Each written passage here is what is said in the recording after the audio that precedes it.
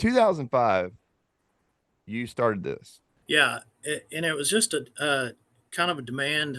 Getting gear and stuff like that from Australia was a real pain, and so I bought a sewing machine, and now I'm 6 sewing machines later, Holy crap. and yeah, Six they're sewing hard on machines. machines. I They're bet. very hard on machines. They really N- are. Now, Um, what does it take to put them together? I mean, I'm not asking specifics, but I mean time vested. I'd say I put in about 8 hours for each of them. Whoa, eight Yeah, hours? there's probably 100,000 stitches. Wow. hundred And thousand then 200 stitches per minute Oh, versus some of the other machines that that can't handle the load. You'll burn them up or you'll snap needles and stuff like that. A typical machine is like 1,500 stitches per minute, and so when you my I mean my machine literally it's like thunk thunk thunk thunk thunk. It's slow, right? But you have to have that to make it big enough where the needle doesn't get super hot. Um, I've tried it on other machines, and you literally see the needle start smoking. how many varieties and what's available? So I offer everything. Everything I do right now is custom, but I can do semi custom. Like if a shop wanted a medium or large or something like that, I can do that. I haven't worked with many shops in the past. Um, just because the demand wasn't there or whatever, they're not super popular. They're not for everybody, but for the people that have them, they really like them. And so I go in everywhere from just doing regular cut collars, what we call a bikini plate, which a bikini plate basically just covers the chest. I recommend that on dogs that are really clean holding, like stag hounds, that type of stuff. And I recommend that on like bay dogs that are going to catch out after a few barks Right. and stuff. And so, but then I have a chest plate, and then we have what we call a full plate. But none of my plates will come past the shoulders. Okay. And what's the reasoning for that? So mobility, Ah, mobility, and it's just wasted material. The dog's ability to move will protect it more than anything you can put on that dog. If you've ever seen a dog dodge a snake, then you'll realize he'll bend his whole body in half to get away. And these dogs do the same thing on a boar. very similar to bullfighting. Yes. Yeah. Yeah. Yeah. It's they're matadors at times. I mean, Right. there's some amazing dogs out Absolutely. there. That one bay dog, Goose. Yep. That Goose dog out there. I'm telling you, watching that dog work is absolutely incredible. And how he moves is exactly what you're saying. I mean, that dog turns inside out. Inside out.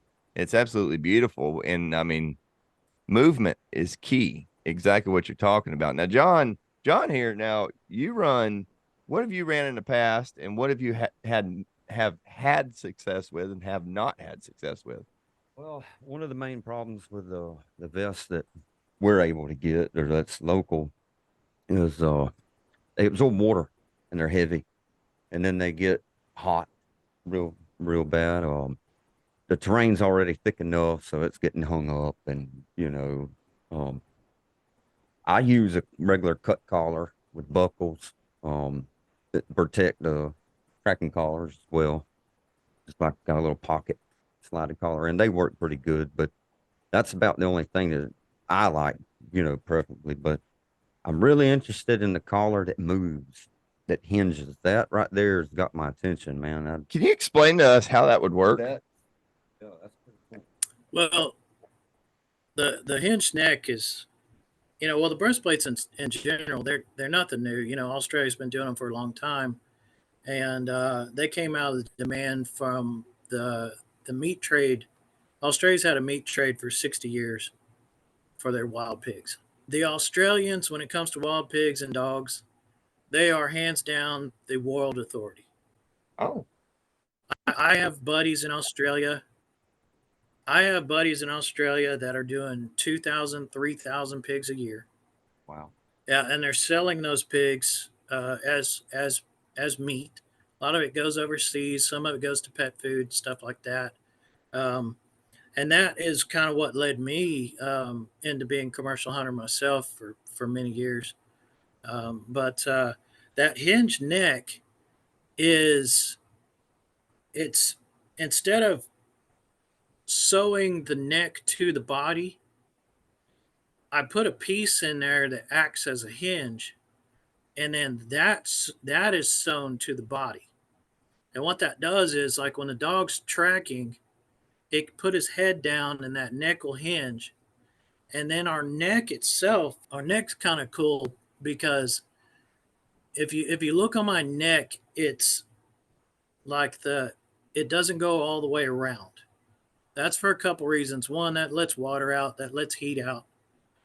And two, when a dog is actually holding, if the collar goes all the way around and it's sewn to the vest or the plate in my case, then that collar wants to push up over the dog's ears. So this is actually cut out so that that collar will ride up over the shoulders and not push up over that dog's ears. you ever see anything like that? No, man, that's actually a pretty good idea. They're not light, but they are made out of all waterproof materials, so there's nothing for them to hold water. That's really nice right there. Right. Because And so, Kevlar, it absorbs water. well, in Kevlar is Kevlar is a double-edged knife. That's right. So, um, if your dog gets cut through the Kevlar, you need to clean it really, really, really well, because Kevlar is a forever material, and any of those forever materials, asbestos, Kevlar, Spectra, any of that stuff gets in a wound, it will cause a massive infection. I understand. The Yep. body's trying to push it out, right? And Kevlar itself degrades. So if you put bleach on Kevlar, you'll ruin it. If you leave Kevlar in the sun, it'll ruin it. UV light really, really affects Kevlar. And then also, some cleaners like some of the degreasers and stuff that a lot of people use to get the stink and smell off of their plates, especially if they get skunked. Right? Happens to us all, baby. Oh man, I've had a few dogs over the years that would literally kill a skunk on the way to a pig and never miss a beat, man. Like just never miss a beat. Never could break them of it. Did you eat that meat? Oh yeah, oh yeah. Yeah. But we've had a couple in a cornfield would come out the cornfield after fresh hogs been everywhere, just like he's talking about. Yeah. Go and find a skunk. Just tear him up. And then you're in the cornfield and they come running by you. No air. Oh yeah. Yeah, they take the breath away from you. Oh, yeah. Yeah, there you go. It's part of it, right? Mm-hmm. This passion's built into something special with dogs as well. I mean, you got a breeding program that you have set up specifically for the style of hunting that you do. And I want to know, and I want to talk more about that style of hunting that you do, and then how that vest kind of molds into the style of hunting that you do as well. Great question. Thank you. I started when I was a teenager, hunting with a few other people and stuff like that, and the bay dogs never really made sense to me. And then right after that, I jumped into a full-time career doing wildlife depredation. Through the years of doing wildlife depredation, we would work for wildlife refuges, airports, some private stuff, but mostly state and that kind and federal type stuff. We originally would donate those pigs to charity and stuff like that. But then they made it where you can't do that anymore. And so all of the deer that we were shooting and all the pigs that we were killing and stuff, we had to find a way to get to them. And so I got with some of my buddies in Australia, and we actually partnered with some pet food companies and stuff like that, and started selling those pigs for pet food. And then the hides would go into leather. Oh, Um, and so, and that also what kind of freed me up from having to charge the landowners, because then I could make my money off of the pigs we brought in. And then before that, we did do a lot of the live stuff, but the live stuff's just not very efficient. right. Um, you know, if you're you can knock out a hell of a lot more than tying them up and carrying them out and all that. Yeah. Yeah. Um, Very true. and so my dogs, I learned from the Aussies, who've had, like I said, they've had a meat trade for 60 years. My dogs are a reflection of that. And so, as far as I know, I'm sure there's somebody out there, but as far as I know, I was the first person in the U.S. to like purposely breed this type of dog. Like that Oh, was my only goal. I've never ever owned a bay dog. I've got buddies and I hunt with them and stuff, and but a lot of times when I hunt with them, I find myself kind of getting frustrated and this and that, because um, where y'all would typically get your first bark, that's usually where I'm done. yeah. So if that pig was only 300 yards away, I only had to go 300 yards to get him. What made you make that transition mentally to you didn't like a bay dog to that's what you like? Well, one was my experience with the meat hunters in Australia, right? I kind of looked at like that and said, all right, these guys are doing the same thing I do. They're not using bay dogs and they're catching thousands a year. And then with the bay dogs, I don't like a lot of dogs on the ground at a time and stuff like that. And so um, that's one of the aspects I've just never cared for about the bay dogs. And then, and mostly it was just watching broken bays, Ah, right? I just, that the broken bays would frustrate me, kind of get under my skin. Nate, And would I you like said, to go man, ahead if you don't mind, for our subscribers out yeah. there and people listening, when you're talking broken bay, would you like to go ahead and describe what that means? So, yeah, pigs don't climb trees. And so when a bay dog is baying them, well, they're baying them on the ground. And, there's really not a whole lot keeping that pig in place other than he's just decided that he's going to let that dog bay him. And so when he decides he's not going to let that dog bay anymore, he's just going to turn and run. And, it might be 500 yards that stop him again. It might be 2 miles that stops him again. Or not? And then Yeah, some or not. people, or not. Hey, that happens to us too. But typically with our dogs, if they've put their mouth on it, it's pretty much done right there. When you say your dogs, I know that you have done Ah, some specific breeding. Please right. tell me, I want to get down to the nitty gritty with you here. I want to Okay. know why you make your crosses, exactly what puts the brains, what puts the temperament, what puts the drive, the mobility, everything you're looking for, the agility. What is the whole key component behind all of it for you? My dogs, and I've been bouncing these things around for a long time. Um, Wolfhound, Deerhound, Dane, Boxer, Mastiff, Bull Terrier, and a little bit of other stuff, just kind of as we went and stuff like that. And then I line breed really tight. When you have that many dogs mixed in, um, one outcross and you can lose everything. Yeah. Yeah. Right? You lose everything you worked for. And so I line breed really tight. And when I do line breed, I line breed on the bull terrier side. And you can see it for generations in my dog. they've got the Roman nose, and they've got kind of the bull terrier head and stuff like that. But something happens in a cross. So you can take a deerhound, and that deerhound might be 100% sight. I mean, he might track a little bit, but it's not his forte, right? Right. And then you take a bull terrier, which he might get out 500-600 yards, but they're kind of slow and they're kind of, you know, um, well, what I consider slow, right?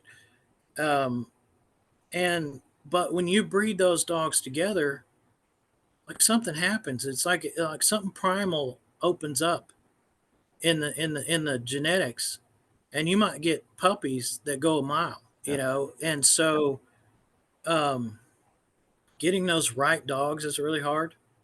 I've had a couple of wolfhounds that didn't work out. I've had a couple of, you know, mastiffs that didn't work out. That threw pups that just took 2 years before they did anything. I typically like my dogs, you know, catching big pigs at a year, and then 16, 17 months, they're pretty much a finished dog. They'll get a little better after that, but you pretty much know what you got, at 15, 16, 17 months. We talk about the mobility of your hounds. The mobility in the vest. Let's talk about that. Let's talk about how the dog Yeah. moves in it, and let's talk about the key components behind that. We actually cut mobility into the vest. Like, we shape it where the dog's front leg can come all the way forward and go all the way back, and it doesn't touch anything. Right. John, you ever seen And anything then, like that? Absolutely not. No. yeah, a lot of guys, they'd be terrified to run it. They just don't. They've never experienced it or anything like that, and they're so used to the American style that covers from stern to stem. And with my type of dog, I just don't need that. They rarely get hurt. When they do get hurt, it's just kind of unexpected. Like, they're not getting hurt just because they're getting on big boars. Right. And so we just cover what they need when they're holding. Our weather's similar to y'all's. We don't get a winter. We get cold fronts, and it's cold for a few days, then it's back to 80 or 90. Yep, that's exactly the way it is here. Yep. And so summertime here, it might be 90 at night. And then Yeah. it's 91, 92 degrees at night. And so that's one of the biggest things that I know from my experience at home with John and many others as well is they say, I ain't running a vest because my dogs get hot. Dogs get hot. And then I ran across Josh. And first thing I did when I talked to you, Josh, and this was months ago, is I called John. I was like, John, let me tell you about this. And I was telling about how the air moved and how it moved and conformed to the dog. And he was like, really? He said, man, that's pretty interesting. And I'm really excited about this product. I really am. I think that this is really, I think you're on something completely different than everybody else, Josh. In my experience, and looking at it with thermal cameras and stuff like that, um, if you were going to heat stroke in one of these, they're going to heat stroke in just a cut color too. That's right.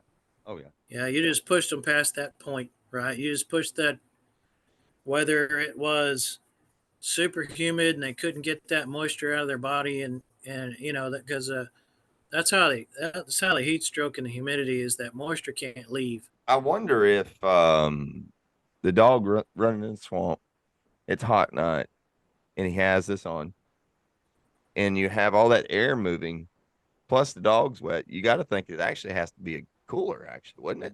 It would work. Sure, a little bit. Yeah, I would think like I so, because said, you're having a constant airflow. You got constant water movement through the vest. It's water repellent. I mean, well, and you're making something really interesting for my dog Venom. And I really want to touch on this because there's a lot of guys out there that use tracking dogs to find harvest, post harvest taking animals from hunters. So you're making me something very, very special for Venom. Can you please describe how this is built and why it's built, and kind of describe what it is? And what I'll go ahead and say kind of ahead, folks, Josh here, he's taken. I mentioned to him what I'm doing with Venom, and he said, "Well, he said I mentioned one of my biggest fears. I had a lab that used to be a track dog, and one of my biggest fears is taking a horn to the bottom of the chin. First thing Josh said, got to worry about that horn to the chin. Yeah. It's the first thing you said, Josh. Whereas your run and catch dog is typically a little more bulldog, or it might be a dogo, or it might be a cur bulldog cross or something like that. It's at the end of the day, it wasn't like purposely bred to do the job start to finish, right? Whereas finder holder, we breed those dogs to do the job start to finish. They're never going to have a bay dog or any type of help their whole life. And so on those type of dogs, I run the heavier hose. It's a little thicker. It's got a little thicker liner in there, and it's typically 2 layers in the chest, 2 layers in the neck, a fire hose, and then a layer of seatbelt on the outside. The seatbelt on the outside gives me some color, and it kind of works as a wear patch. We used to make it. If somebody wants one, I can do it just fire hose. Ran that style for years and years and years. It's just not very pretty.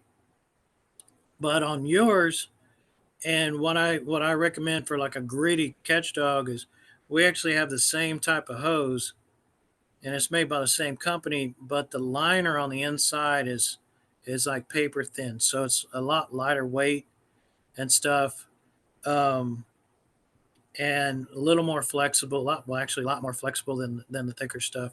But on that, what I'll do is probably um, 2 layers in the main area, and then I'll put a patch in the throat and a patch in the chest, and then I'll put seatbelt over the top of that. And the main goal of that is, as far as like pig's teeth versus deer horns aren't near as sharp, and they don't have as much force behind them.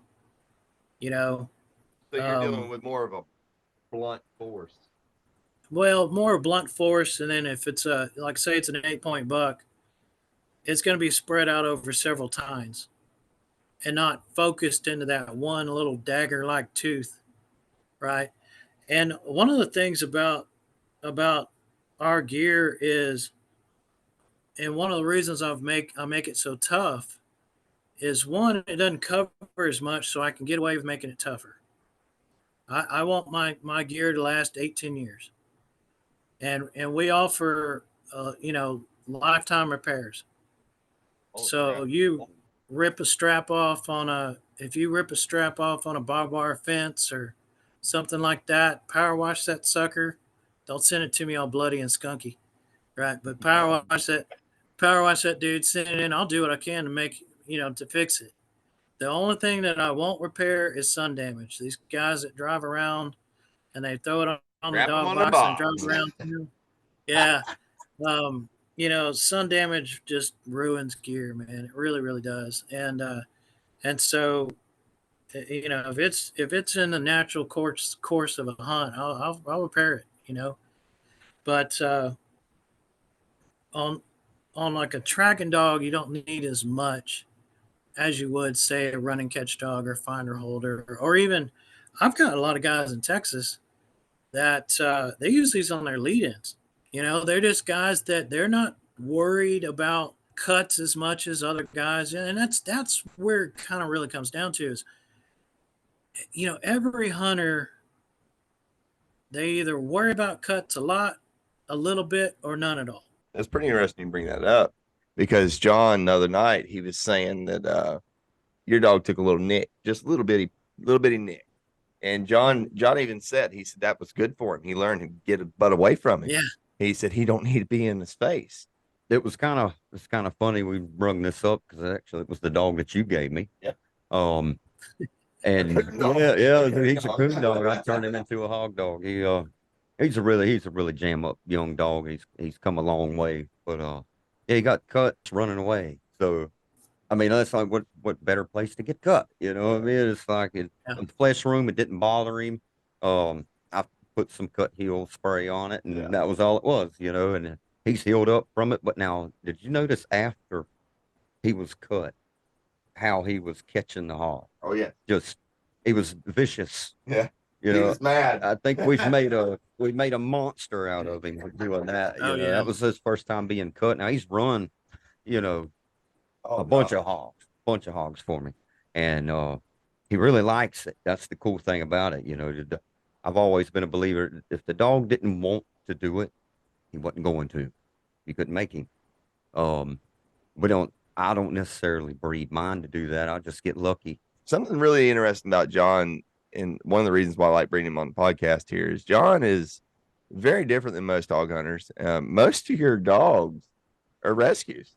Yeah. I mean, he's got one little dog. I kid you not. She's not that tall, and her name's Sandy. And that little dog, you talk about a tracking machine. She's got a little. Oh, yeah. That's all she does. Yeah.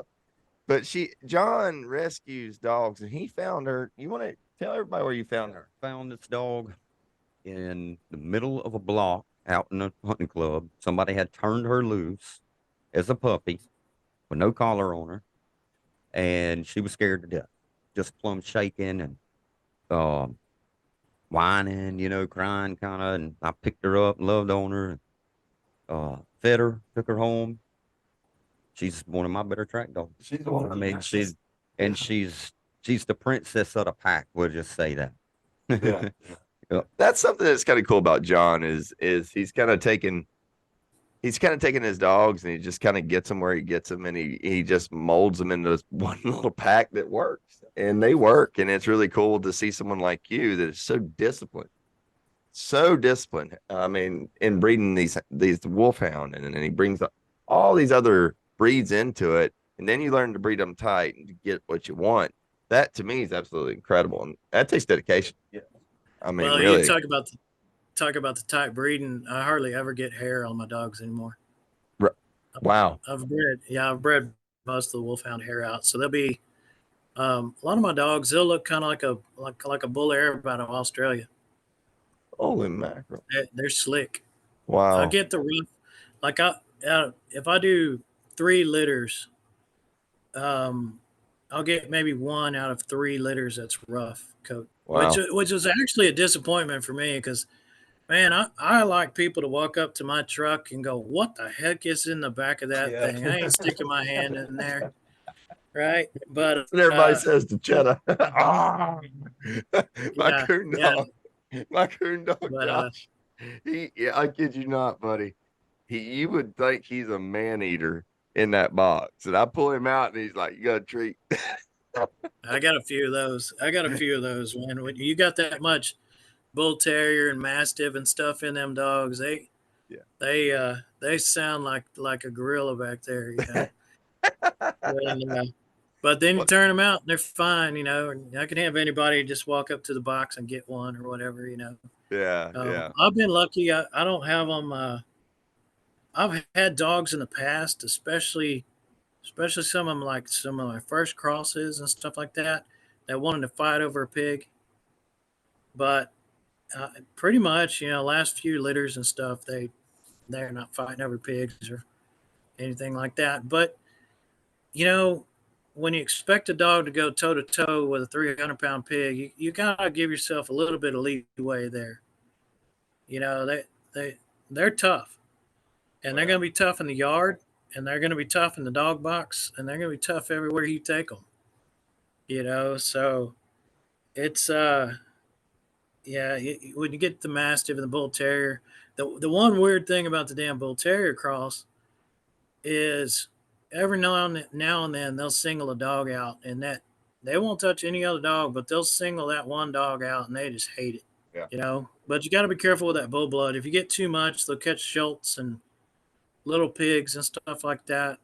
I prefer my dogs. I got a lot of dogs that naturally will just catch the big boars. Like they'll go out of their way to catch a big boar. And then I've got other dogs that they won't go out of their way to catch a big boar, but if they can smell that big boar, they'll go to him, you know. I just breed for myself, and I usually have more dogs than I can keep for myself, of course. And man, I'm one of those kind of guys that like like I'm in this for me. I'm in this for my kids. I definitely wouldn't have been doing it this damn long if I wasn't in it for the right reasons, you know. And so I am always willing to send somebody a dog or whatever, you know, pay for shots, that kind of stuff, because they really are good dogs. Like they really are. They might not be for everybody. Like my dogs don't get hurt much, but I've hunted with guys that didn't matter what the heck they were hunting. They was gonna get hurt just because of the way they hunted. And so one of the things that I took away from the Australians was in Australia they've banned dog hunting completely several times. Oh, They will actually like get on each other's butts if someone puts a Facebook video out and it's this and that, and so they police themselves pretty well because it's been banned a few times, yeah. and we haven't got there. But if we don't start policing ourselves, we're headed down the same road. Agree. He's 100% right. And folks, I'm going to tell you, and I've been guilty as charged in the past. You got to be very careful when you're making these hog hunting videos and stuff like that. You got to remember there's also children out there watching, you know, and there's certain things about hog hunting that goes on, and you know, like the squealing. You know what I'm talking about, Josh? Oh yeah, You know, that's not for everybody, and that's part of it. Some never even squeal, but sometimes it happens, and it's not a sound for everybody. But you know what? If you're eating pork chops out of Publix, that pig's going to squeal. I'm just going to oh yeah, say, I mean, that pig's going to squeal. It's part of it, and it's a sport. It's something we enjoy, but we're not out there bloodthirsty like that. I mean, we're out there putting food on the table. I mean, we killed 3 hogs in a row, and I've made all sausage out of all these hogs. And I split it between a bunch of families and stuff. And I know that you do give away a lot of your meats and also eat it as well. you know, and a lot of it goes to our dogs and stuff like that. On a raw meat diet, pretty much. Yeah, mine are 100% raw. Oh wow, that's the perfect working dog diet. On your raw feeding program, what is your raw feeding? Like when we feed pigs, I won't give them the heart, lung, livers, and intestines anymore. One, it's just hard to work with, but I freeze everything a couple days before I give it to them. I used to just cut it right off the pig and give it to them when we came in for a hunt. I had a dog get sick. Man, I cannot remember the name of that disease, but it caused him to have pancreas issues his whole life. And Oh, so I freeze them now. When I can't get pigs, now if I get pigs, I feed the whole pig, hair, hide, fat, and all. Like I'll give them like 1/4 a day until that quarter's gone. Then I'll give them another. Right. But if I can't get that, then I'll supplement with organ meat and chicken. We have these 10-pound bags of chicken here that are about $4.75. Right. And so I'll feed that. Um, I do give red cell to my dogs. yeah, that's fantastic. By the way, red. The equine one definitely goes farther. You know, it's like 1 ounce does a 1,500-pound horse. So you just break that down to, 60, 75-pound dog, right? Exactly. And Exactly. You just break it down, and you can save yourself a lot of money. I mean, I know there's the red cell for dogs, but I've always used the equine version just simply because we broke it down, and it's a lot cheaper. oh yeah, and then I feed a lot of eggs to the Ah, dogs. yeah. Yeah. Um, yeah, High protein. a lot of raw eggs and that type of stuff. Just throw it in the mix, But I don't grind it. I don't do anything. I feed bone and all. If you were, I know there's people out there that's watching this that have never done it before that are wanting to get into it. That's part of another reason why I wanted to bring you on here because of your knowledge, and that's another reason why I had John here. There's a lot of young boys around here that hunt and that look up to John. And what is something that you would say to a young man or lady that would like to get in the sport of hog hunting? What is some things that be cautious of and be aware that when you're getting into the sport to look out for? And then dog wise, what do you think would be the best setup? The number one thing I would caution: know your laws. Don't rely on the people you're hunting with to know the law. Lots of people in Texas got in trouble until they changed it to where you didn't have to have a hunting license for pigs. But before that, they'd be, hey, we're just out hunting pigs. No, you got to have a hunting license. You know, they changed it now, but back in the day, they'd get in trouble for that. And so know your laws, right? Know where you're at. If you're hunting with somebody, ask them, where are the boundaries? Where's my no-go zones, right? My area, and I wish it wasn't this way, but you know, to be 100% honest, it's partly because of dog hunters. Is my area, the game wardens do not tolerate dog hunters. If you get on to another property and you call the game warden and say, hey, my dogs are on another property, they're on a pig, you got about a 50 chance he might just come over and write you a ticket. Oh, wow. Wow. Because technically your dog is trespassing and you're hunting. Well, I know, like in the state Right. of Florida, they passed a law in July Yeah. that if you are using a dog that is not under restraint, it has to have a training collar and tracking collar as well. And if caught without running a dog without one, it's a pretty hefty fine. Yeah. And the last thing I would tell a new hunter is, you know, give back what was given to you. You know, the people that I've always given the Aussies credit for my path in hog hunting and stuff like that, and they had a huge influence. And so I always try to give back to them when I can. You know, I didn't come up with this in a vacuum. And so when you get a dog or something like that, don't just breed that dog and call it your own line. Somebody came up with that sucker. That happens to me all the time. Yeah. There are lots of boys in North Texas and Georgia and Florida and stuff like that. If it's got some hairy blood in there, it probably came out of my yard at one time or another. And you know, somehow all of a sudden they forget who I am and they forget, you know, where those dogs came from. And even though they might have based their whole line of dogs off of stuff that I sent them or, you know, something they got from me, you know. And so give back to where you get to those people, right? And you know, I'm gonna tell you, that happens in especially in coonhounds. It happens in that sport as well. There's a lot of jealousy in this world.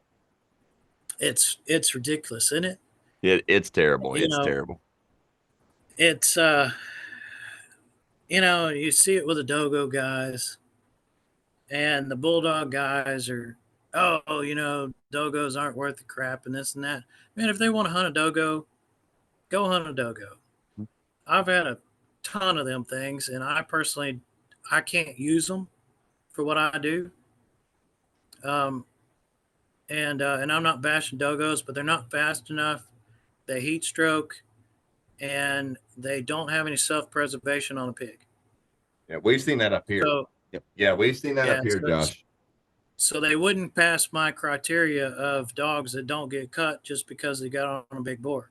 Yeah. Right. Even if they were doing everything else, you know, a dog for me, he has to hold clean. What I mean by holding clean is I'm not talking about a weak minded dog. These are dogs that stand in their own guts.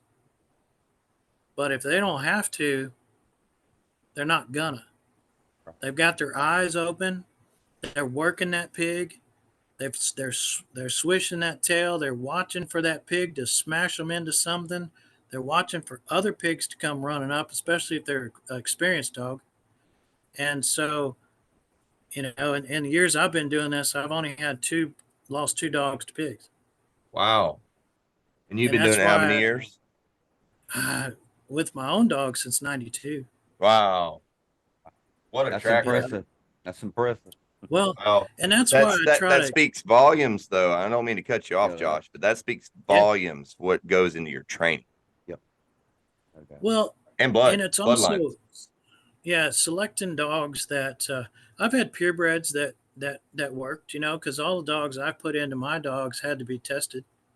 They had to be hunted and worked with and stuff. And so I did test all those dogs and work with those dogs. But it's also selecting the right dogs. Yeah. You know, getting rid of a dog that you know is just a pincushion. Yeah, absolutely. Yeah, absolutely. Well, I would tell you what, if you got a dog that's a pincushion, ladies and gentlemen, I'm gonna tell you something right now. If you got a dog that is a pincushion, Hairy Holder Breastplates, let me tell you right now, Joshua White, my man here will hook you up. You need to go check out his stuff. I can tell you right now, it's amazing. It's absolutely amazing. You're a class act too, sir. Thank you. Run what you can afford. That's the one thing, man. Don't you know if that's all you can afford is one of those Cordura things off of eBay or whatever, then run that, right? But if you can afford something better, man, we put too much work into these dogs. What price point do your vests start at? Typically, I start at about 145 to about 190 in that price range. So like a bikini plate will be like 145. Some guys will want this or that, and you know I've got to piece all that together and everything. So I'll charge a little more for that. $179, let's just say, to protect the dog you love, and this man would give you a lifetime warranty. Beautiful thing. Come on, man. How do you go Yeah. wrong? I mean, how And, do I you mean, go wrong? I've had customers get a few holes in them and stuff, but it's pretty rare. Oh man. Well, They're tough though, and you know they're not for everybody. yeah. They are kind of a niche, you know, but um, if you run and catch dogs or really, you know, like down here, most of the bay dog hunters are running like a pit bull cur cross type thing, and they run a bunch of them. Yeah, that's Right? similar here, isn't it, bud? Yeah, a lot of kind of like a Florida cur. yeah, you get a lot of people that like to rig dogs in front of the truck or in front of the ATV, whatever Yep. they hunt off of. And it seems to work pretty good, for the terrain that we got. Sometimes it works out to where they'll go 700-800 yards, find the hog, catch it, and you got to go get it. Sometimes they're 100 yards. Sometimes they're laying right by the road. You just never know. It works out pretty Or they good. go 1,200 yards. They got to walk an hour. Oh Lord. Oh, then you got to drag it all the way back. Yeah. If I was going to hunt bay dogs, I'd go one extreme or the other. Right? I'd run terriers or something like that. And if I don't see myself a running bay dog, I'll just breed dogs that don't go as far when I get that age. You know, if I'm not going to run a bay dog, then I'll run around the baddest holder in the land. You know, I just want solid dog. You know, and that doesn't mean that he's kamikaze, knucklehead, stupid. You know, you watch these dogs; they'll jump, they'll move, they'll really work a pig. And they're not laying down. You don't see them folding their legs underneath them. You don't see them getting chewed on by the pig and stuff like that. You know, Right.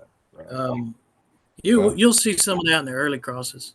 Yeah. Yeah. Well, Josh, You know, somewhere. Hairy Holder Breastplates, man, I tell you what, I am excited. It's an honor to have you on this podcast, and I hope you come back on. I appreciate it, man. Thank you. Jonathan Harris, thank you for coming on board.